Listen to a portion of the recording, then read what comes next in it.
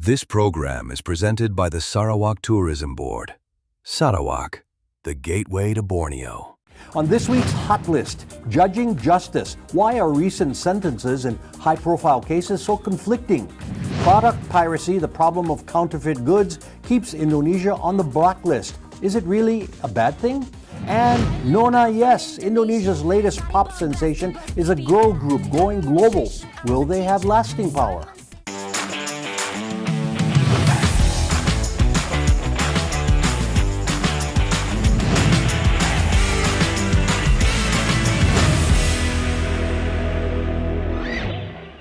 Hello and welcome. This is Hot Indonesia. I'm Dalton Tanonaka in Jakarta. Here are my co-hosts. Both Yenny and Sandy are out this day. Sitting in are Ardina, Glenda, Investor Relations Specialist at Mirae Asset Securities, professional singer and gym rat. And Sary Latief is an attorney based in Bali, former journalist and active dog whisperer. Hot topic number 1. What? It's even less. It's less. It's 16 years. Judging justice. The murder sentences of 3 Australian men are now on appeal in the Indonesia Supreme Court. They were convicted of killing a man in Bali last year, actually a case of mistaken identity over a debt. The 2 shooters initially got 16 years each, lengthened to 18 on first appeal. The family of victim Zivan Radmanovic wanted something closer to life or the death penalty. Now, the family's attorney was Sary Latief. Sary, I followed the trial and saw the unhappiness following the initial sentences. Right. Well, clear this up for me. Why didn't prosecutors ask for more, or the death sentence, or at least life? That's the same question that we were asking, because the premeditated elements of the criminal act was fulfilled. And that was proven. Yeah.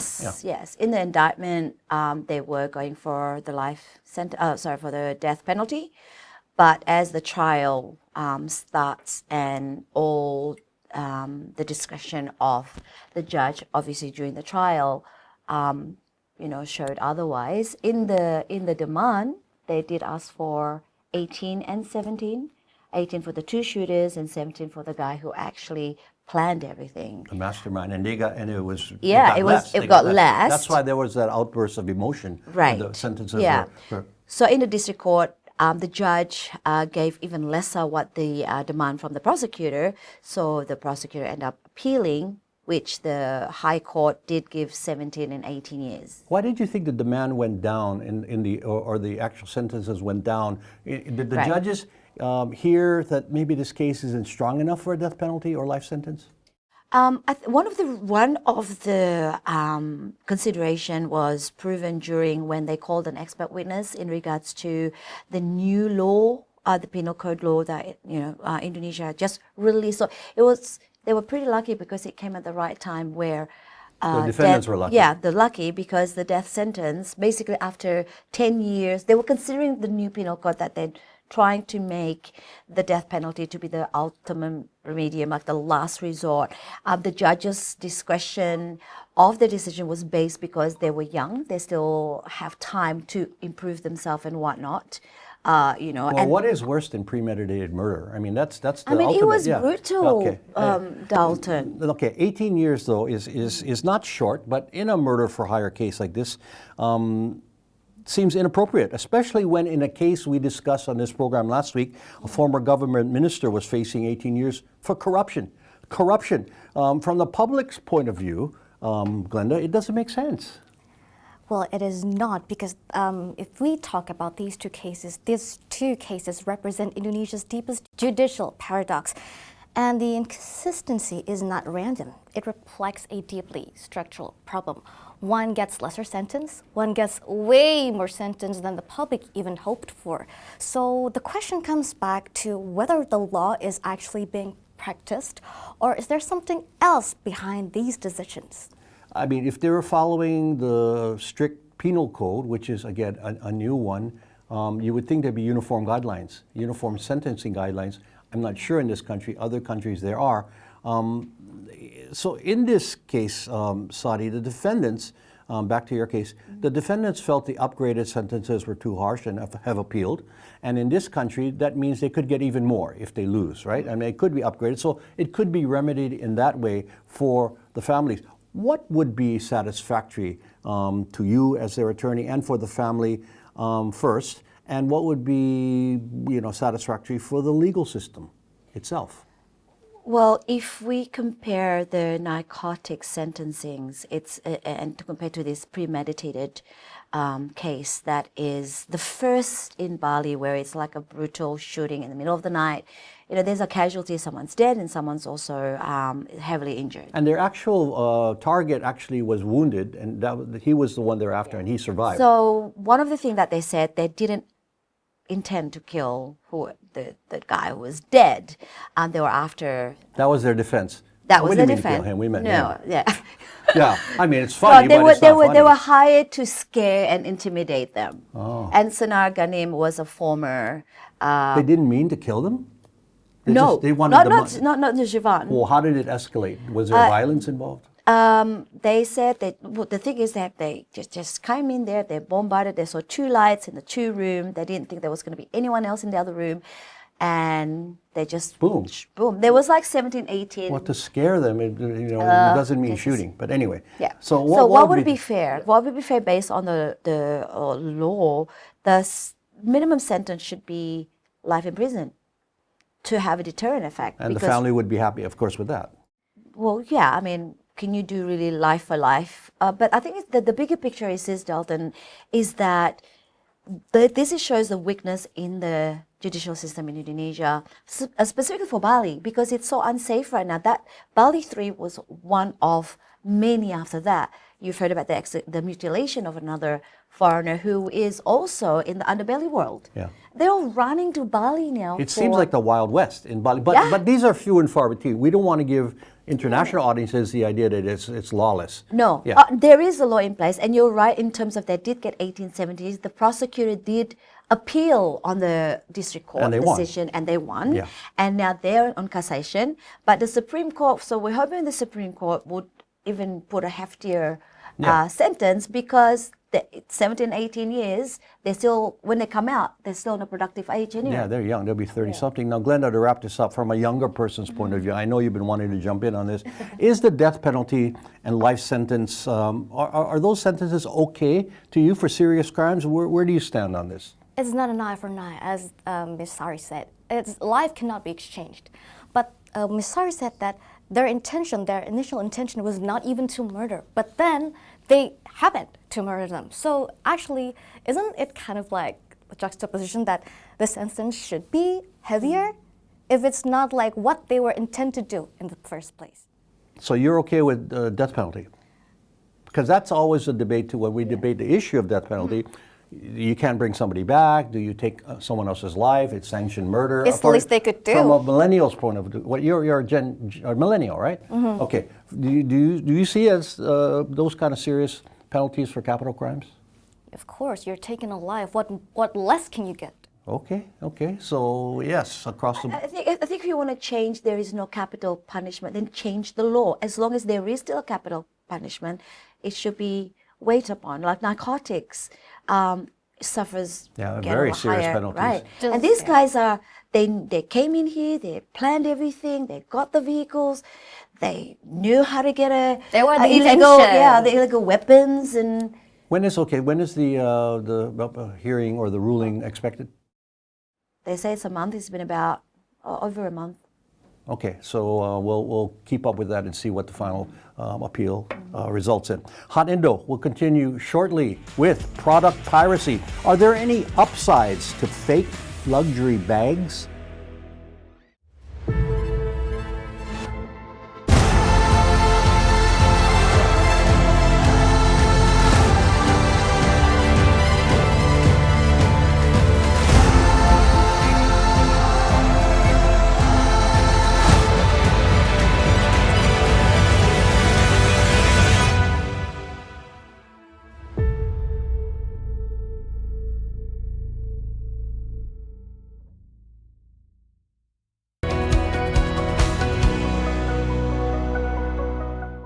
Tanala sendiri merupakan sebuah brand fashion aksesoris yang kita menggunakan limbah kayu pabrik furniture sebagai bahan dasar dari pembuatan produk-produk kami. Banyak sekali hal-hal yang memang kita masih belajar, disitulah dirapihin sama Bu Reni. Bikin laporan keuangan, ada akhirnya momen untuk kita bisa presentasi langsung sama Pak Sandi Uno.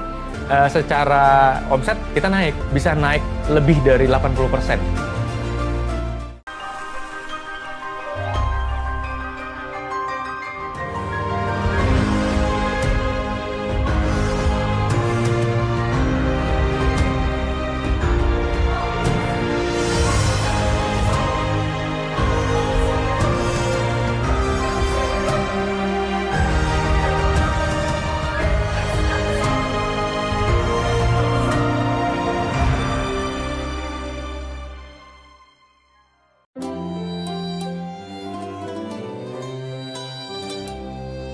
Everything is here, everything is yours, everything is Gapura Prima.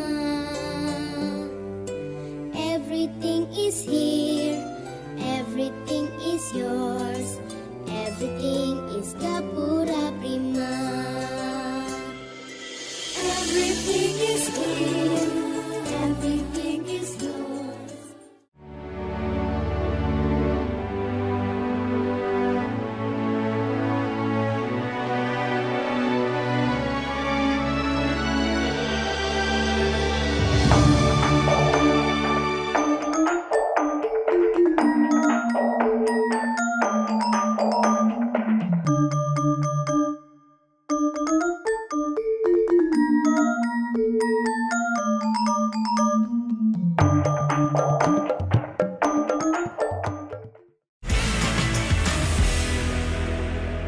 You are watching Hot Indonesia with Glenda, Sary, and me. Here's hot topic number 2, product piracy.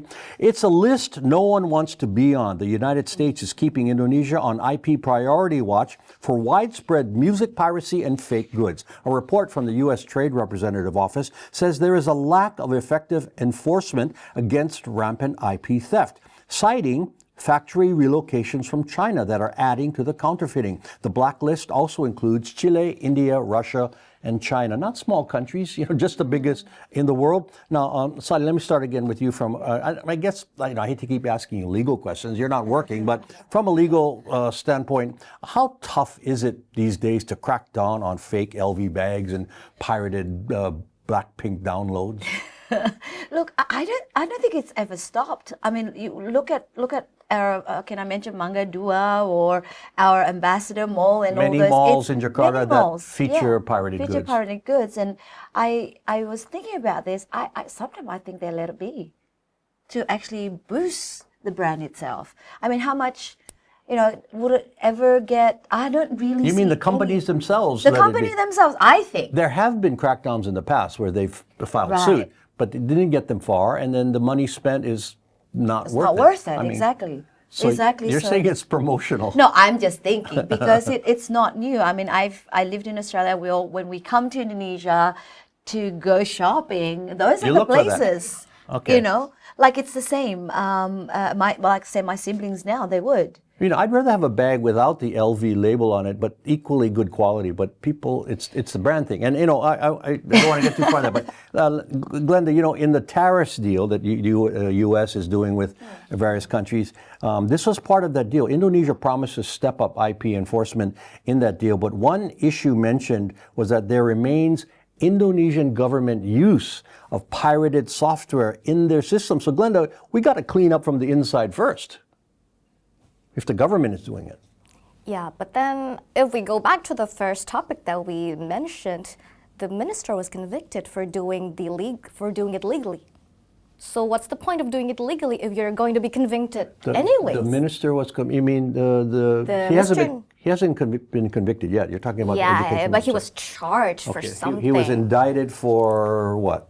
For It was a procurement case for laptops. yeah, using the legal software. Yeah. Paid formally. Okay. Not the pirated one. But my point is, we can't ask consumers and external factors to clean up this counterfeit system unless they get rid of all the pirated software. Many offices and government offices use pirate because it's expensive, but you got to start. That's exactly like, sometimes it's more about, is it a moral issue or is it like a price issue? Because sometimes, In this economy. right, Like the same with They're the. the government. Come on, you can't defend the No, government. is it?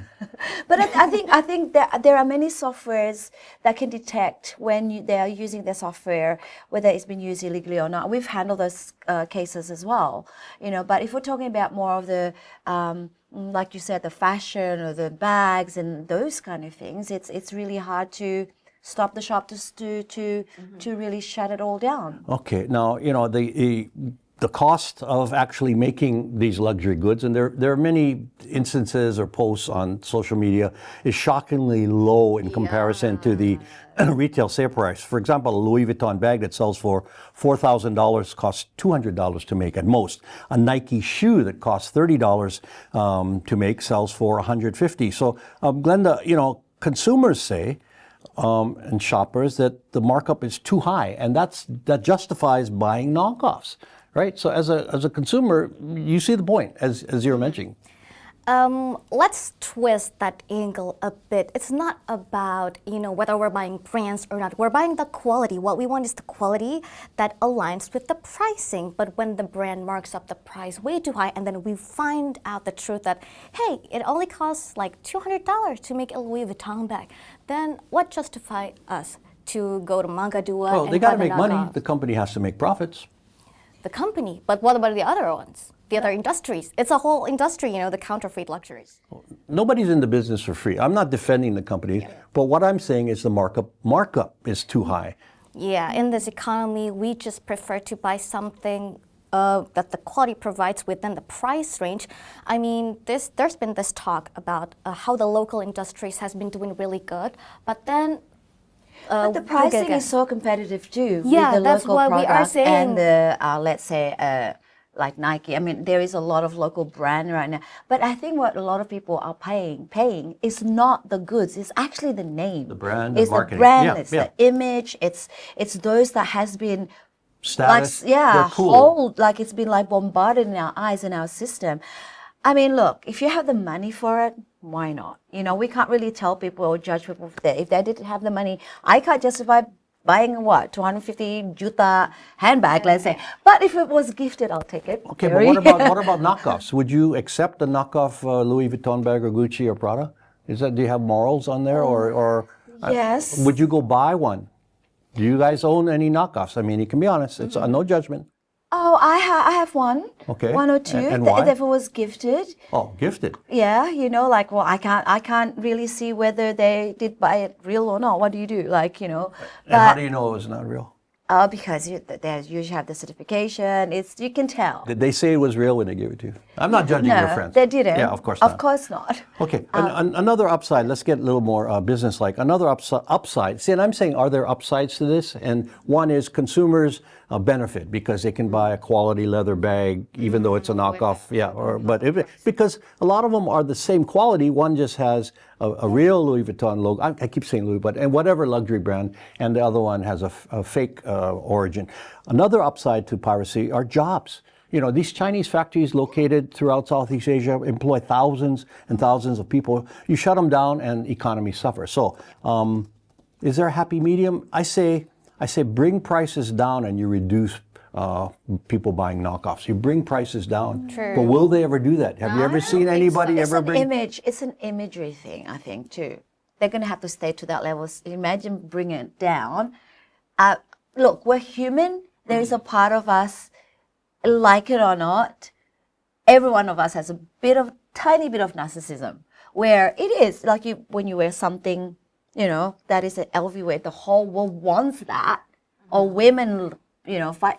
There's a bit of a prideness. Yeah, no, I get it. having I mean, but these we when you know the actual cost, which is what triggered this issue. I mean, remember when CDs first came out? We thought, wow, CDs, they cost $20 or $25, and you figure out later it cost 2 cents to make a copy of a CD. So they priced themselves out of the market as well, I think, and that's why pirating came in, and that's why online streaming came in, because physical things cost too much, and so piracy is a whole other thing we didn't issue as far as downloading things, but maybe we can talk about it in the next segment when we continue, because Island girl from Indonesia. Body bombastic, bust the speaker. these ladies are hot on the music scene. How long can they stay there?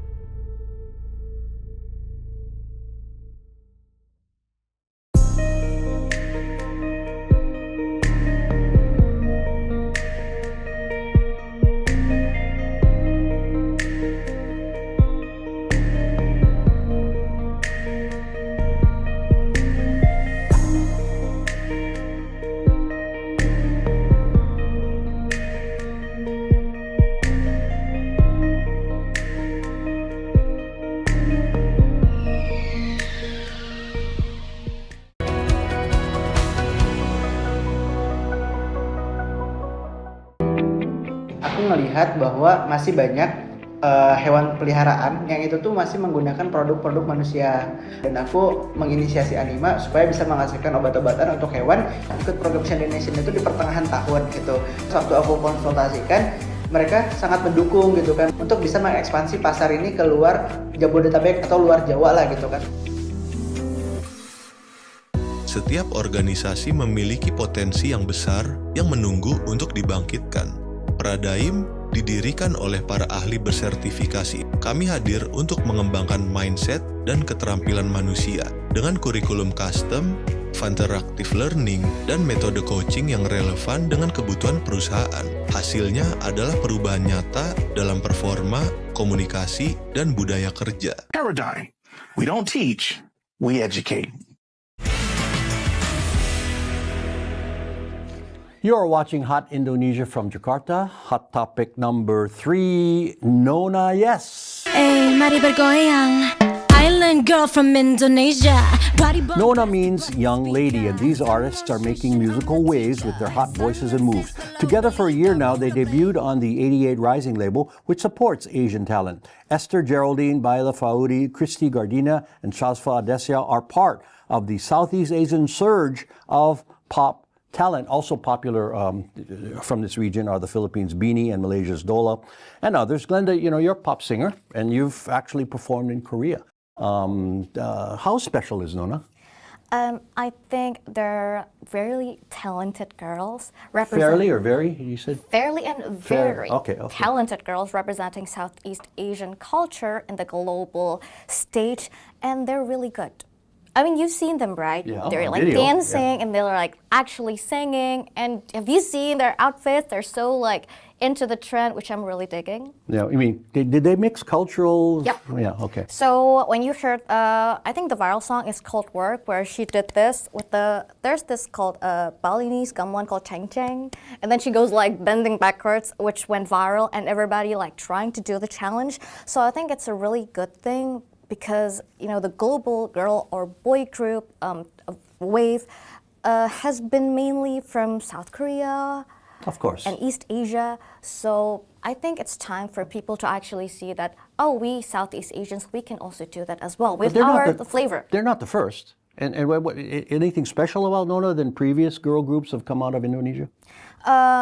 Girl groups or like individual artists? No, girl groups and boy groups, we're talking about that. I think they're the ones who actually like went viral on the global stage. So I would say like they opened kind of like the way. Okay, now the latest girl and boy bands, you know, always grab the spotlight because they're flashy and they're in the kind of the model of K-pop.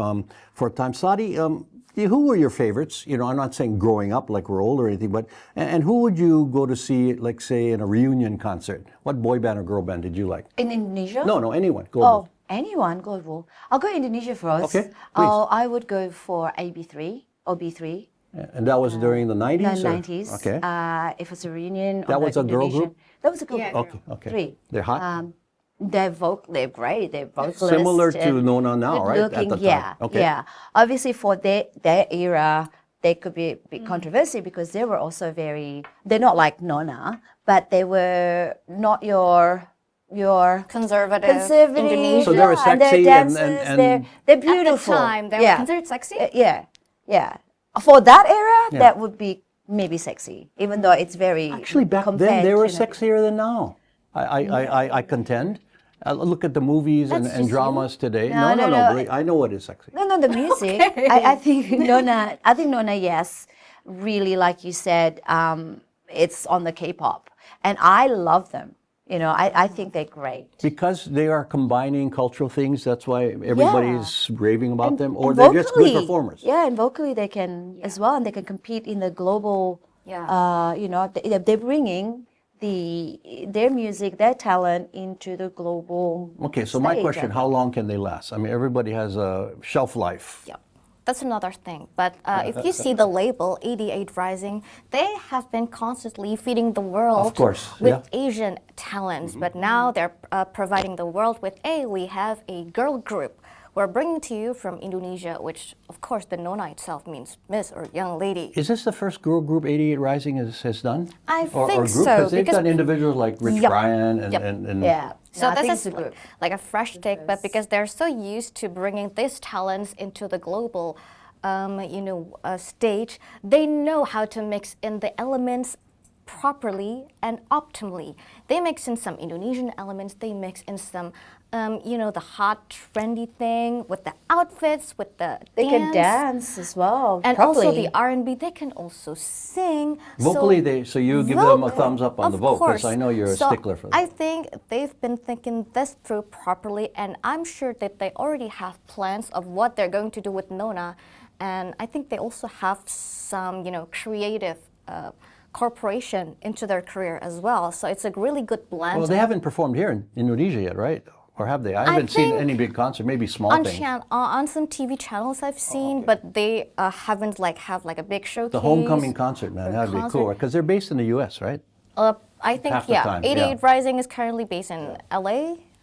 No, I mean the group, Nona. The girls are living... They're with the label, I think. Okay, in California. But a question to you, Dalton. I mean, you've been in Indonesia quite a long time. Yeah, a long time. Right, and so you've seen the evolution Yes. of this, girl group. What do you think of Nona, and what do you think of the way Indonesia has... They're in the mold of the first the J-pops and then the K-pops and then the other Southeast Asian groups that I mentioned. But, if you It's ask me... iPop now. Well, we Look have at the iPop, iPop. and speaking of iPop... iPod. okay. Don't forget to watch me on iPod. Yeah, you didn't ask me, but if you ask me, my favorite, I like growing up the Pussycat Dolls, of course. Oh, yes. And they're They making, have similar vibes, they're right? coming back. Yeah, Yes. they're coming back. They're doing a reunion tour right now. Oh, so I look Of like course, her. No, Nicole kidding. Scherzinger has progressed to Broadway, and she won a Tony and all that. So there's talent there. And the first boy band that I liked, if you can Backstreet call Boys? them the Beatles. They're a boy band. They're if you boys could- in a band. But they could play. Anyway, gotta move on. It's feedback time now, and Steve in the U.S. had this Facebook comment on the issue of filling hotel rooms in the capital. Insightful discussion on Jakarta. And Leonid Z78 said this about the TV industry dying in Indonesia. Disruption has become the normal situation. Here's how to contact us with your feedback. Email at hotindo@theindonesiachannel.world or comment through our Hot Indonesia or Indonesia Channel X, Facebook, Instagram, and YouTube pages. Final words, Glenda. Okay, I would say this to Indonesian youngsters especially. Do not stop loving our country. Do not stop innovating for the sake of our people, because in the end, I think good things will come. Final word, Sary. Wow, you're so positive. I'm going to be so negative now. No, I am in the brink of just, why did I come back here sometimes, with all the political things happening and being in the legal industry as well, sometimes can be very disheartening. I just want some form of breakthrough and a generation who is a lot more credible. And if you're going to be passionate about your country, critical about something, it doesn't mean you're not loving your country. Actually, passionate people will be criticizing because we know we could do better, a lot more better. And my final words, I took a quick trip to Bangkok this past week to speak at a journalism event at Chulalongkorn University. It's always refreshing to get out of the home routine, and even more so when you can speak to young people making up their minds about their futures. I hope they got a bit of direction and inspiration and go far in Thailand or wherever their dreams lead. And that is Hot Indonesia for this week. For Ardina, Glenda, and Sary, Latief, I'm Dalton Tanonaka. Thank you very much for watching. Please join us again next time.